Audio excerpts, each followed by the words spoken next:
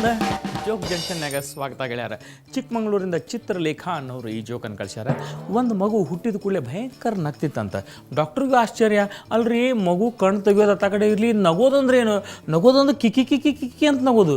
ನಿಮ್ಗೆ ಹೇಳ್ತೀನಿ, ಆಕಿ ನರ್ಸ್ ಬಂದ್ಲು, ಹೆಡ್ ನರ್ಸ್ ಬಂದ್ಲು, ಸ್ಟಾಫ್ ಎಲ್ಲ ಬಂತು, ಸುತ್ತಲೂ ಮಗು ನಕ್ಕೋತಿತ್ತು. ಡಾಕ್ಟ್ರಿಗೆ ಏನೋ ಡೌಟ್ ಬಂತು, ಅದ್ರದಕ್ಕೆ ಮುಷ್ಟಿ ಬಿಚ್ಚರಿ, ಮುಷ್ಟಿ ಅಂತಂದು ಮುಷ್ಟಿ ಬಿಚ್ಚಿ ನೋಡಿದ್ರೆ ಮಾಲಾಡಿ ಗುಳಿಗಿರ್ಬೇಕು ಅದ್ರ ಕೈಯಾಗ.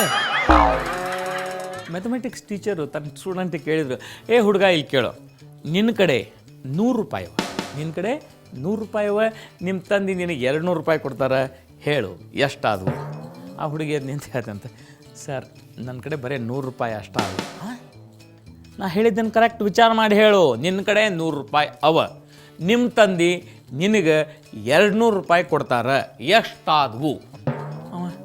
ಸರ್ ನನ್ನ ಕಡೆ 100 ರೂಪಾಯಿ ಆಗ್ತಾವ್ರಿ. ಏನು ನಿಂಗೆ ಸಾದಾ ಗಣಿತ ಗೊತ್ತಿಲ್ಲ?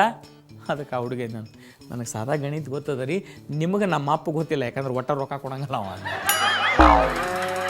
ಮುಂಬೈದಿಂದ ಉತ್ತಮ್ ಜಾಧವ್ ಅನ್ನೋರು ಈ ಜೋಕನ್ನು ಕಳ್ಸ್ಯಾರ. ಜುಹು ಬೀಚ್ನಾಗ ಒಂದು ಸರ್ತೆ ಒಬ್ಬ ಸರ್ದಾರ ಕಾಯ್ಕೋತ ಕೂತಿದ್ದಂತ ಗಿಡದ ಕೆಳಗೆ. ಅವ ಪಾಪ ಏನೋ ತನಕ ಬೇಸರಾಗಿತ್ತು ಕಾಣಿಸ್ತದ, ಕೂತಿದ್ದ ಅಲ್ಲಿ ಇನ್ನೊಂದು ಮರಿ ಸಿಕ್ ಹುಡುಗ ಓಡಿ ಬಂತು. ಅದು ಪುಟ್ಟ ಸರ್ದಾರದು ಬಂದದ್ದು ಹೇಳ್ತೀವಿ, ಅವ್ನು ಕೇಳ್ತೀವಿ, ಅಂಕಲ್ ನೀವು ಸಿಕ್ ಹೌದಲ್ಲ ಅಂತ.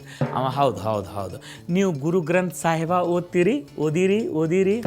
ಓದೇನಿ ನೀವು ದಿನ ಪ್ರಾರ್ಥನೆ ಮಾಡ್ತೀರಿ? ಹಾಂ ಮಾಡ್ತೇನೆಪ್ಪ, ನಾ ದೇವ್ರನ್ನ ಬೇಡ್ಕೋತೀನಿ. ಹೌದಾ, ಹಂಗಂದ್ರೆ ಇದು ನಂದು ವಾಚ್ ತಗೋರಿ, ಹಿಡ್ಕೊಂಡಿರಿ, ನಾವು ಒಂದು ತಾಸು ಇಲ್ಲೇ ಈಜಾಡಿ ಬರ್ತೀನಿ ಅಂತ ಹೇಳ್ತೀನಿ.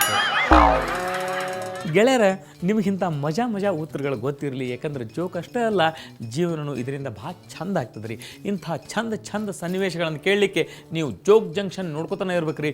ಪ್ರತಿ ದಿವಸ 8:15ಕ್ಕೆ ಸುವರ್ಣ ನ್ಯೂಸ್ನಾಗ. ಎಲ್ಲಿ ಹೋಗ್ಬೇಡ್ರೆ, ಒಂದು ಬ್ರೇಕ್ ತೊಗೊಂಡು ಮತ್ತೆ ಬರ್ತೇನೆ, ಮಸ್ತ್ ಮನುಷ್ಯನ ಕರ್ಕೊಂಡು.